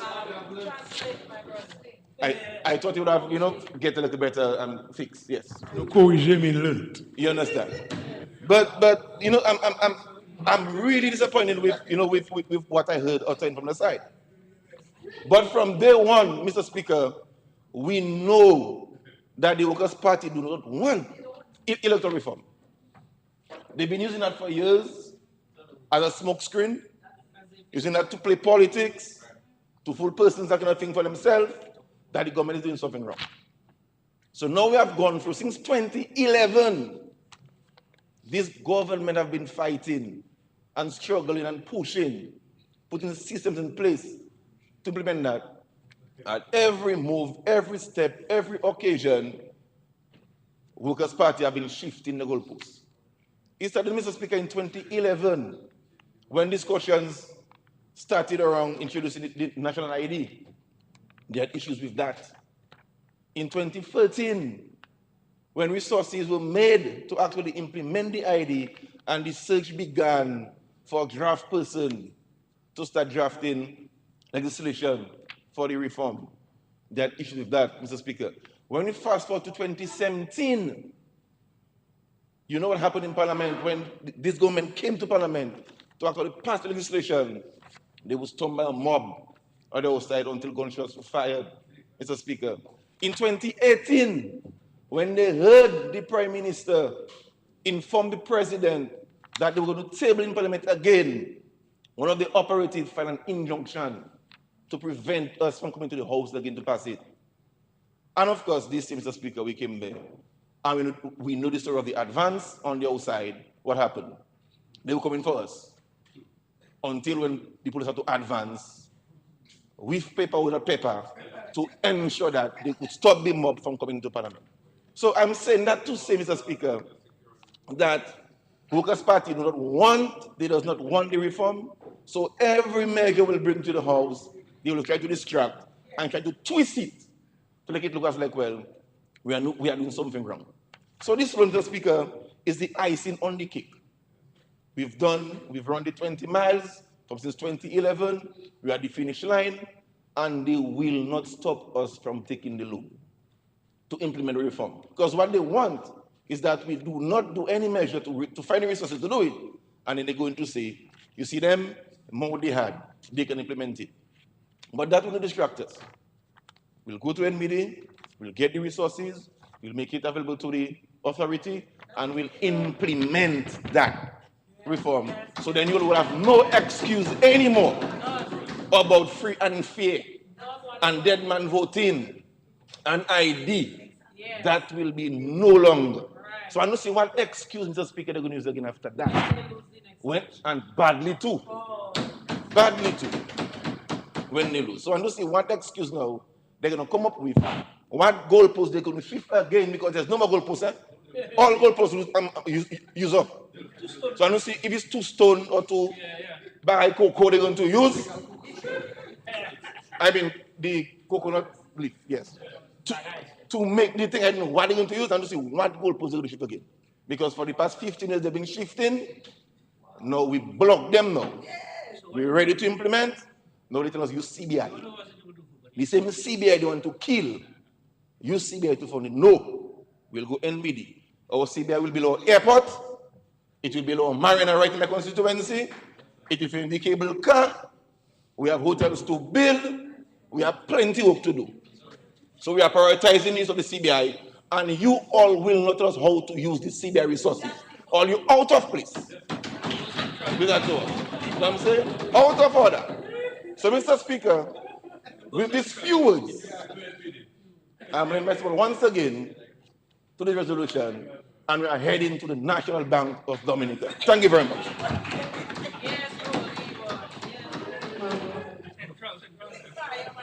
Mr. Speaker, I really plan to say just a few words.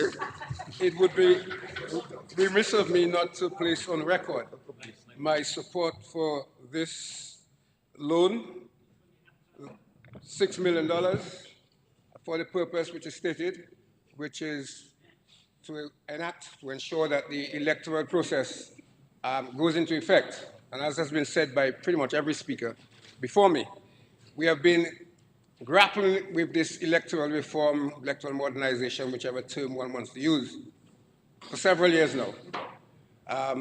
The speaker before me, the honourable member for the Cottage constituency, enumerated the challenges and the obstructions that this government has encountered in seeking to bring about electoral reform.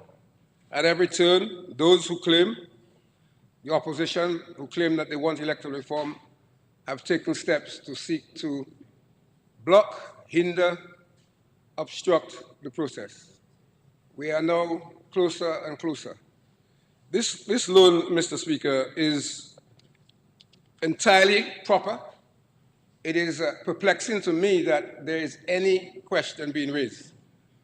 Governments raise finances from various sources. Loans are not new. So why, all of a sudden, for this particular project, there seems to be objection to the government turning to loan funding to finance this particular project? It is entirely perplexing. But of course, it is another one of the ruses of the opposition to seek to cause confusion and mayhem. Mr. Speaker, I heard the member, the senator from Marigot, Senator Paris, referring to word on the street. I heard word on the street earlier today, Mr. Speaker, when a particular individual, who we shall say on the street, the word on the street was a shrill lamentation that the government is going to take a loan. And not just that they're going to take a loan, but they're going to take a loan from the National Bank of Dominica. And this shrill cry was that, in fact, I think the word used was egregious. It's egregious action. I mean, Mr. Speaker, are we real? I mean, you have a national bank, which is in fact a state bank. The government, I suspect, is probably the largest customer of that bank. The government, as I understand it, is the largest shareholder of that bank. It is a bank that is ours, that is national. Why it should be so surprising that the government, when it requires funding for a national project, should turn to that institution to get the funding for that project is totally bewildering to me. I think that makes a lot of sense. And indeed, when one looks at the terms, they are not unfavorable. And the matter is before the House and should really have been passed with unanimous support and with unanimous endorsement of this House. Because those on the other side are part of the contingent that has claimed that this government has not wanted electoral reform. And this is necessary. The Senator Paris referred to alternatives. And there are other speakers, I don't necessarily want to identify each person. But a number of the contributions from the other side indicate a certain lack of understanding and appreciation, a certain naivety, if I may put it that way, about the real world and what really happens in the governance structure. The idea that you can engage Commonwealth or whoever to give you funding for electoral reform is total fantasy land. And even if you could get it, the length of time it would get you, the hoops and hurdles you'd have to go through, would be impractical for the time frame that we're talking about. So clearly, Mr. Speaker, it seems that some of the contributors simply put forward proposals, or as they would say, questions, either questions that they know make no sense, or questions that they naively put forward. And one wonders how to answer that. Transparency, I don't think it gets much more transparent than bringing the matter to the House of Assembly, allowing everybody to be able to contribute, and allowing the terms to be clear for all to see. In terms of some of what was being asked for about breaking down of a budget, as the presenter of this resolution, the Minister for Finance, indicated, the Electoral Commission presented its budget to the government, stating what it felt it required. There was a review of the initial proposal, which was whittled down to some $7 million plus.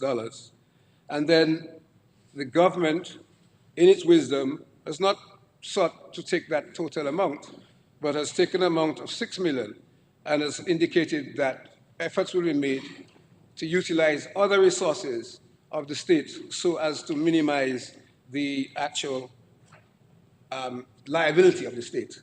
If that's not responsibility, Mr. Speaker, I don't know what is. Mr. Speaker, I just perhaps need to say this, which has already, I think, been said, but needs to be totally clear. The Electoral Commission Fund was provided for in the Electoral Commission Act, number 3 of 2025. It makes clear that the fund will be administered by the Chief Elections Officer. The funding will essentially be made available by the government, but it also makes clear, Mr. Speaker, that the fund will be administered pursuant to or in accordance with the Finance Administration Act. That is to say that whilst the fund will be administered by the Commission and the administrator, for want of a better term, of the fund, has to be cognizant of the Finance Administration Act and the rules and regulations which apply to it. So there is provision for oversight. There's also provision for the Director of Audit to be able to audit the fund and the relevant accounts, and a requirement for the Commission to submit accounts as stipulated in the Act. I think it's within 3 months of the end of the financial year. So, Mr. Speaker, all in all, I'm happy to say that I support the resolution, that I believe that it is in the interest of the country, and I look forward to the implementation of the electoral reform, electoral modernization process. My understanding is that the Commission is about to announce shortly the confirmation date, which of course is part of what this funding will go to that process.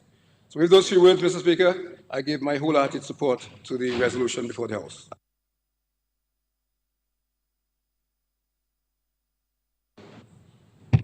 Yeah, Honorable Dr. McIntyre, I need to just an intervention. Senator, I just had some reflection on the intervention by Honorable Lloyd. On reflection, it was a little dicey in regards to word on the street. But I think, though it was dicey, I should have ruled in favor of Honorable Lloyd. Let me tell you why. It's dicey, but let me tell you why. And just put down a note there. If we say, and we want to set precedents from now, that we don't want to accept word on the street. And let me tell you why. One could come in here, a member, and could say, word on the street is Senator such and such or XYZ stole money from a financial institution. However, I don't believe it. The problem with a statement like that, it is a dangerous, slippery road. Because, and just to observe it, you could see the response or the reaction of members on the other side, because they felt it was offensive. So I think moving forward, we'll have to cease and desist from word on the street, because that's a dangerous, slippery road in regards to imputing improper motive or unparliamentary language. Because if it is done to you, for example, word on the street, Senator Paris XYZ, if somebody is listening on the radio and did not catch the rest, then the word on the street could damage your reputation. So I think it's a slippery road. So I think we should be cautious about it.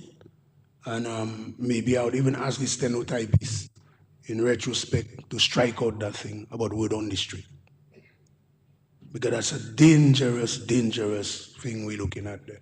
I just had us just reflecting. But it takes maturity to reevaluate your decision even before the sitting ends. So let's proceed. Attorney General? Yes. No, it's Dr. Mark. Yeah, Honorable, yeah. But I just wanted to just caution the House, and moving forward, that's the decision by the chair, that we're not going to engage in word on the street, because that could be very dangerous. AG, we're going to say something? Yeah. Just to ask, is it word on the street that is the issue, or is it the imputation? Well, if you say word on the street, and it's not the terminology word on the street, because it could be word on the street is, for example, that we have a great athlete. That's why but it is positive. But I just wanted that to be clear. But the thing is, word on the street and connecting it to a negativity. But what I don't want to happen is, if we start doing that, the word on the street can end up being personal now. Rather than just the government, it can be personal. Word on the street is Honorable X and Y did this or did that. Oh, so that's why we have to be very careful with this. Very, very, very careful. Yes. Yeah, hold on 1 second, hold on. Yes. I just wanted clarity, because the House sometimes is rumbustious, sometimes we can probably go too far, but I also feel people have to be allowed to have a certain, it's not a creche, neither is it a church, so there needs to be a certain rough and tumble, and we have to learn the language. But that's why I think to me, it needed clarity that you were separate. There needs to be a distinction, it seems to me. The rule prevents people from imputing improper motives. That needs to be clear and to be established, but I don't think we have to be careful of conflating that with some, that's why. So, as you rightly said, someone could say, word on the street is the clerk is the best man in the town. Yes. Nobody's going to have a problem with that. Yes. If it's word on the street, something negative, yes. I just think, yes. I'm not sure that was clear. Yeah, you are correct. So yes, so just to qualify it, that's what I meant. Word on the street linking to a negativity about let's say the government, an institution, a person, it can be a slippery road and it can end up affecting any member on any side. So let's be careful with it. No, it's just a ruling. I'm not going to entertain going into it. It's just a ruling. Yeah.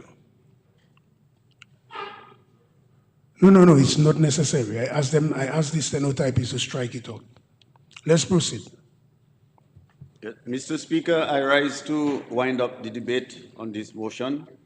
On the other side, it was mentioned that the sum was high. But the truth is, Mr. Speaker, we got the estimate of expenditures we got from the Electoral Commission was much higher. It was actually 8,070,786. And we actually brought it down to 6 million, because as I said, we're going to use some of the state's um, offices, services, etc. That's why we brought it down to 6 million as opposed to the initial 8,70,786. So that we've done pretty well in bringing it down, which is good news for us. And obviously, Mr. Speaker, when you look at all what it has to do, we're going to have offices in each of the constituencies, most probably vehicles in each of the constituencies, all the different equipment and the systems in all the different offices, electricity, water, all the stuff for all the different offices, and the whole operation and the staff in all the different constituencies. So, and this is going to go on for an entire year and can be extended to 15 months. So, looking at it, I think it seems within cost in the sense that we've cut it down and then we can see the amount of things that has to be done with that money. But going a little further, Mr. Speaker, if you look at the bigger picture, it's all about democracy. So if you look at it as the cost for democracy, which will move on and on and on, I really don't think we should complain about that amount. If we're looking at the bigger picture, it's something we've been after for decades, and we are finally here. We passed our bills. We're getting the financing now. This is time for us to move forward. We cannot delay this process anymore. Even when someone mentioned about the timing, well, had we done it quite a few years ago when we came to Parliament, then we wouldn't even have to be doing the 6 million now. We'd have done it for 3 million. But if all the inflation, etc., that's why it's 6 million that we're taking, as opposed to the 3 million that we could have taken a few years ago. So we have to look at it from that point of view. So the timing is because it wasn't passed by the opposition did not help us a few years ago. That is why we have to do it now. So that deals with the timing part. In terms of the accountability and the transparency, we've been hearing that all morning. You have a government that the World Bank consistently gives us thumbs up in how we manage our funds. East Coast Road in excess of $200 million. And so many, even all the other agricultural livelihood programs are from the World Bank. Millions and millions and millions. And the World Bank think that we've managed this money very well. What is 6 million for us to manage? We've been managing hundreds and hundreds of millions from the international financial agencies with absolutely no issue whatsoever. So in terms of transparency, accountability, that's what the Ministry of Finance have been doing. And we've been having thumbs up from all our international agencies. So that is the list of the state and the people of Dominica's concern as to how do we monitor the oversight, the supervision. And mark you, as the AG rightly said, this is part of the Finance Administration Act. And the Ministry of Finance will also deal with all the expenditures. So I want to alleviate the fears of the public in terms of the oversight and the management of such a loan, which we are accustomed to doing much bigger loans, which we've done very satisfactorily. So this should not be an issue, and I do not want the Dominican public to even bother about that point whatsoever. Mr. Speaker, I was about to mention in terms of how do we use our funds, our CBI funds, but Honorable Roye did an excellent job, so I'm not going to repeat this at all. And also in terms of the word on the street, but I must confess that Senator Paris made it abundantly clear that word on the street is incorrect. And I appreciate that. He did say it's incorrect. So that's a good point there for us. In terms of the, excuse me, it was striked out, very correct.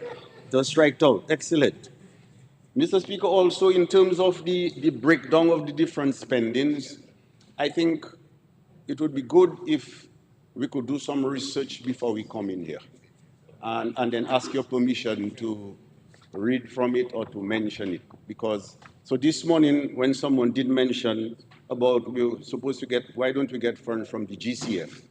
And then quickly, I have all my facts that I explained to you. We have almost 11 projects from the GCF.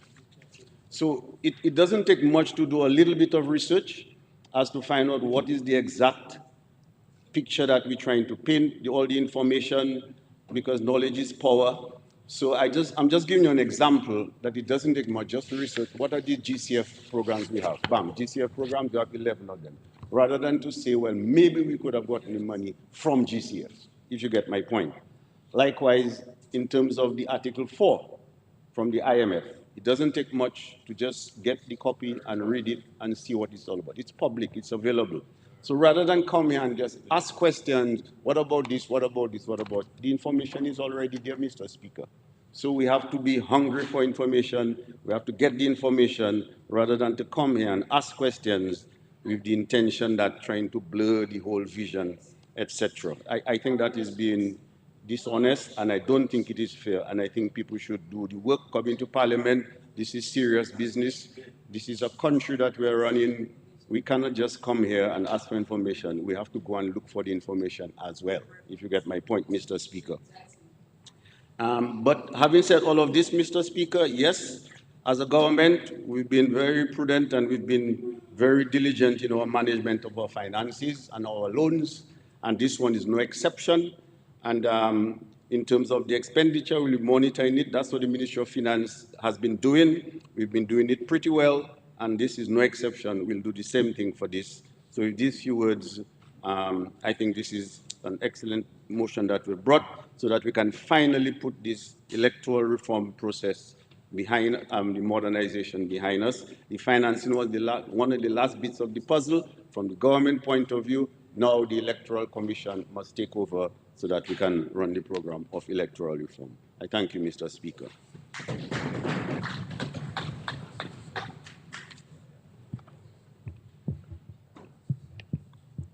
This concludes the debate on the motion. I will now put the question. Be it resolved that in accordance with Section 3.1 of Loans Act, Chapter 6405 of 2017 revised laws of the Commonwealth of Dominica, this Honorable House authorizes the Minister responsible for finance to borrow a sum not exceeding 6 million Eastern Caribbean dollars from the National Bank of Dominica Limited on the following terms. Loan amount, EC 6 million, interest rate 5% per annum, repayment period 12 years, quarterly payments, moratorium on principal during the first 24 months. The loan is to be used for the purpose of part funding the implementation of the requirements of the Registration of Electors Act Number 1 of 2025, the House of Assembly Act Number 2 of 2025, and the Electoral Commission Act Number 3 of 2025. Those in favor? Those against? The ayes have it. The motion has been approved.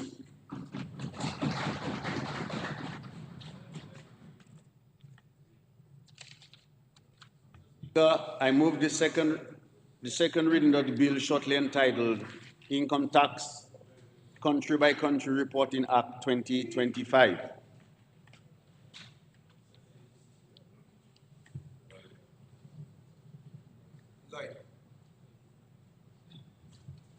Mr. Speaker, I beg to second the motion.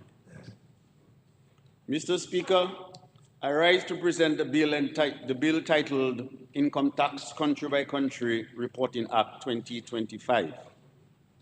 The bill is intended to facilitate Dominica's implementation of the Organization for Economic Cooperation and Development-Based Erosion and Profit Shifting, Action 13. Mr. Speaker, as you are aware, part of the OECD's mandate is to develop global standards, share experiences, and identify best practices, particularly in the area of taxation.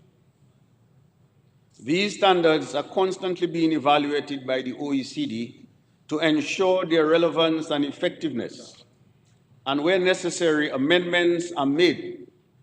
Once there are significant changes, Dominica is expected to reflect these changes in its legislation and/or administration, whichever applies, so as not to be judged a harmful tax jurisdiction.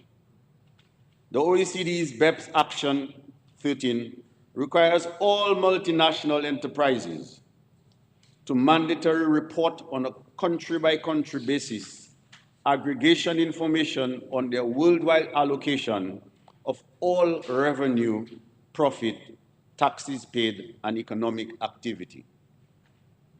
A large M&E group is defined as a group which has a total consolidated group revenue of 850 million United States dollars, that is EC 2.3 billion or more.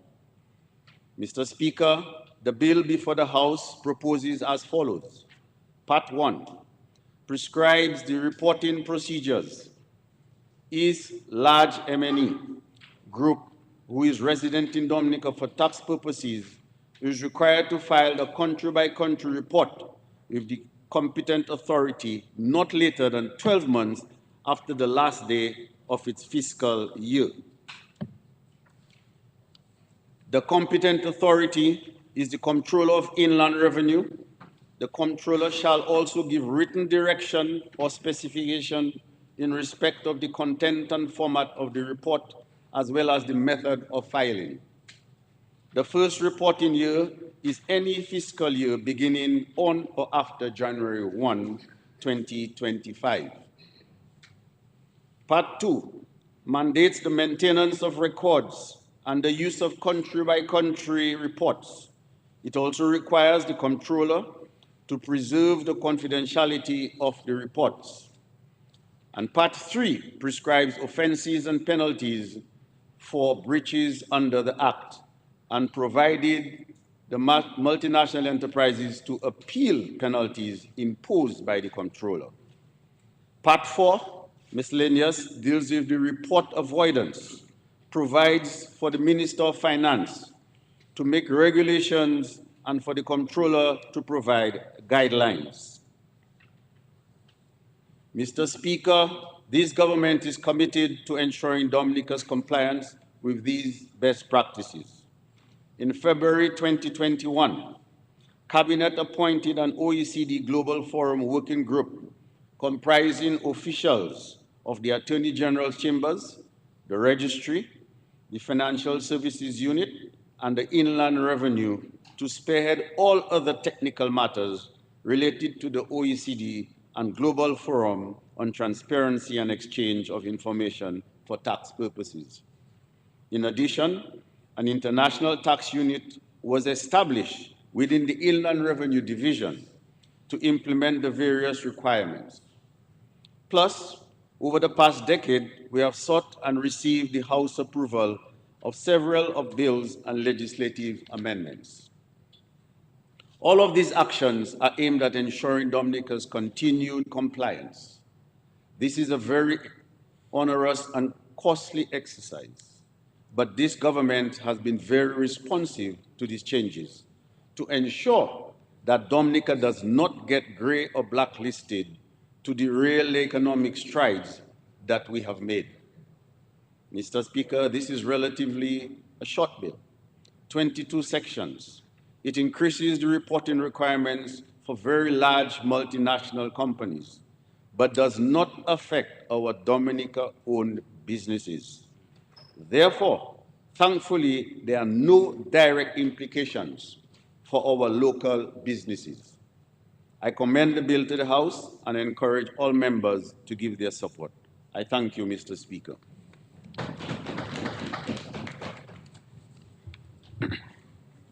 The bill is before the House for debate.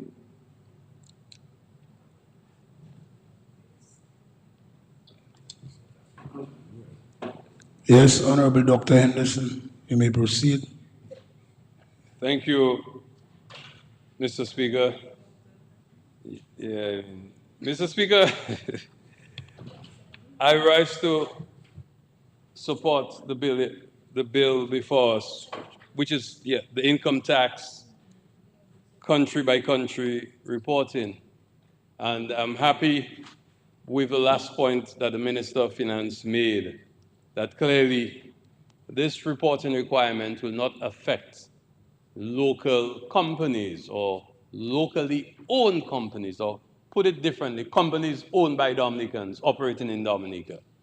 This specifically will affect multinationals as is defined in the definition section of the bill.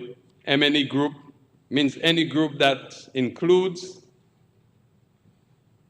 2 or more enterprises for which the tax residencies of the enterprises are in different jurisdictions, or an enterprise that is resident for tax purposes in one jurisdiction that is subject to tax with respect to the business carried out through a permanent establishment in another jurisdiction and is not an excluded M&E group. So this is important to note. This, in my mind, is one of the other burdens placed upon us by the OECD and the Organization of Economic Cooperation and Development, which really comprises of those countries with more advanced economies. Unfortunately, the reality of the world is that these groupings, they make rules and they thrust them upon us. And if we don't comply, then they do what is usually referred to as listing, usually using black as the color of the most egregious form of listing. And that in itself has some very negative connotations, because we know that there are countries whose populations are not predominantly black, who are never listed. There are jurisdictions we know where there are activities carried out that would, if we were to allow them to be carried out in our jurisdiction, would have been listed. And what comes to mind is places like Delaware in the United States of America, Jersey, Guernsey, Isle of Man, and all of these territories of the United Kingdom that usually get a free pass, allowing activities within their jurisdictions that were we to allow in our jurisdictions, we would have had to pay the consequences. And once a country is listed by the OECD, there are serious implications. There are serious implications for companies wishing to do business in that jurisdiction. And I recall when we were in the midst of negotiations with a French consortium, a consortium of French companies seeking to build our geothermal plant, to partner with us to build a geothermal plant, more correctly. When we were listed by the OECD, immediately there were implications onto these companies. For example, the companies would have to pay a tax burden of 25% plus the ordinary taxations that they would have to pay. So clearly, a company will not want to do business with a country that is listed by the OECD. So there are serious implications, but life is not fair. We happen to be a small island developing state. We don't make those international rules, but we have to conform. We have to ensure that we have the infrastructure, and these things are costly. These things are costly because the supervision, the reporting, and ensuring that we meet the requirements of the OECD is a very expensive undertaking. And from time to time, they provide support. They do. But that is inadequate compared to the obligations that they place upon us. But as we've always sought to do, to comply with the requirements of these international institutions, lest we face the consequences with sanctions. And those days, sanctions is a very popular instrument to penalize countries which do not follow the whims and fancies of the more advanced economies. But we are encouraged by the work being done by the Ministry of Finance and its units, relevant units, to ensure that we meet these obligations.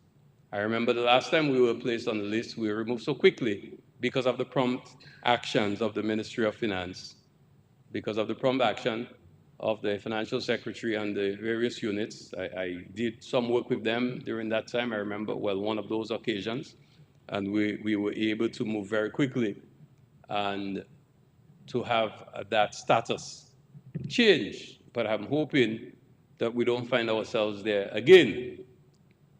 Finally, I would say that at a minimum, the Ministry of Finance, we have to continue to make our case that the OECD must inform us prior to the publications and the penalizing of us by those lists.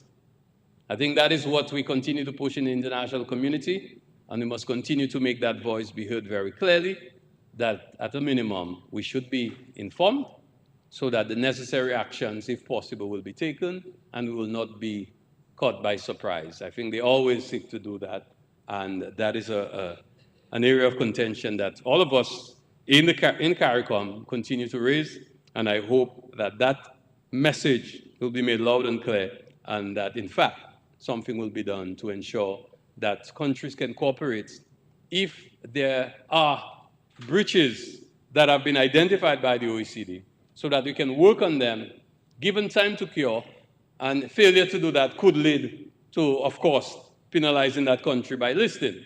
But if all of a sudden you just know that one day you wake up to the news that you're listed, that, is really can really be unfair, because sometimes when you find out the reasons, I remember the last time when the EU did this to us, they were the ones who were wrong. It was their mistake, and quickly they corrected it. But we have to ensure that that case continues to be made to remove that pressure that can be unduly placed on us, and to ensure that we cooperate with the OECD and other international organizations when and where necessary.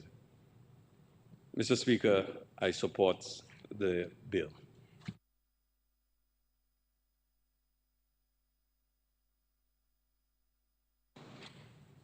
Mr. Speaker, I rise to wind up on this particular bill, but there isn't much more that I can say. However, it does cost us a bit when we have to make sure that we don't get listed, in the sense that when this was done last time, we had to make sure more office space, more staffing, legislation had to be put in place just to make sure that we do not get listed again. So it does cost us quite a bit.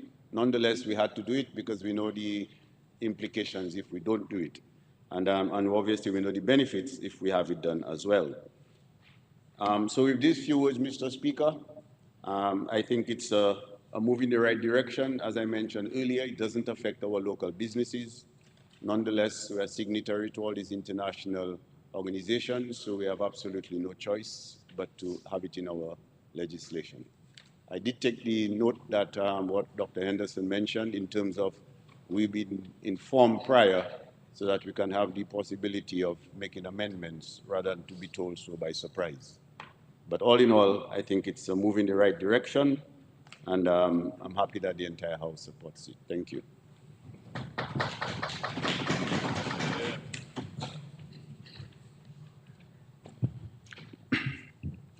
This concludes the debate.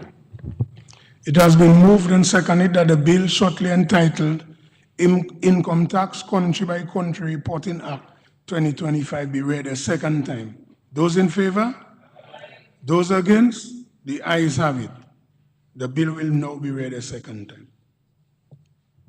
Income Tax Country by Country Reporting Act 2025. The bill will now stand committed to a committee of the whole House to be considered clause by clause.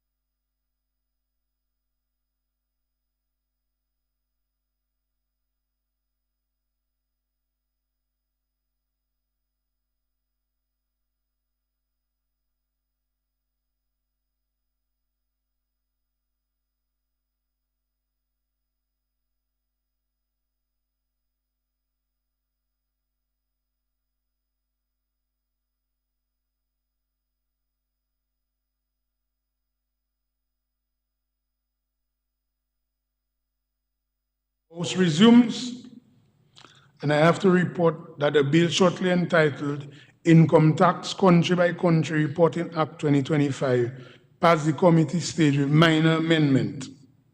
The question is that the report of the committee on the bill be adopted. Those in favor? Those against? The ayes have it.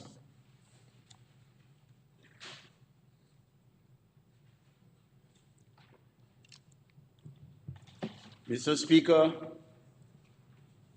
before we close up, I would want to express my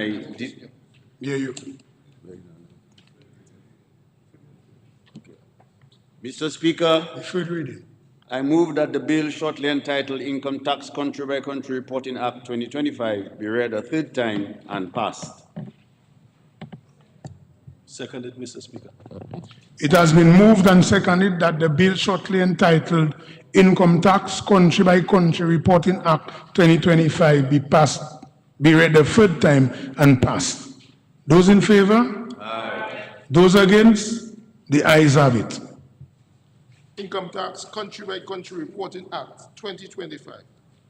The bill has been read a third time and passed accordingly.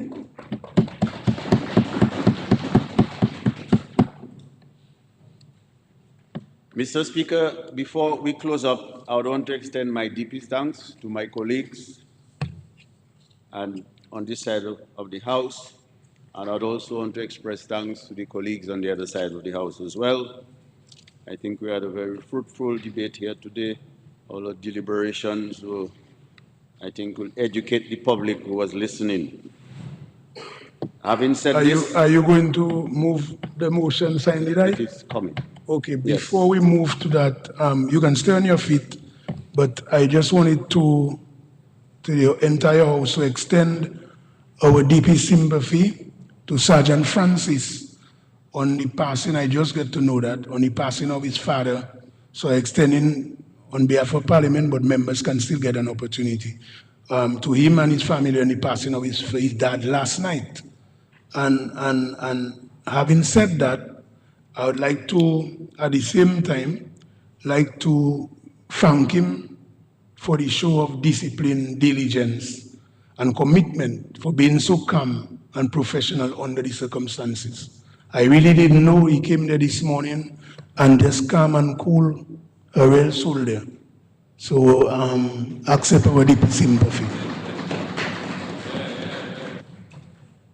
So members can still do it too if they wish before we close.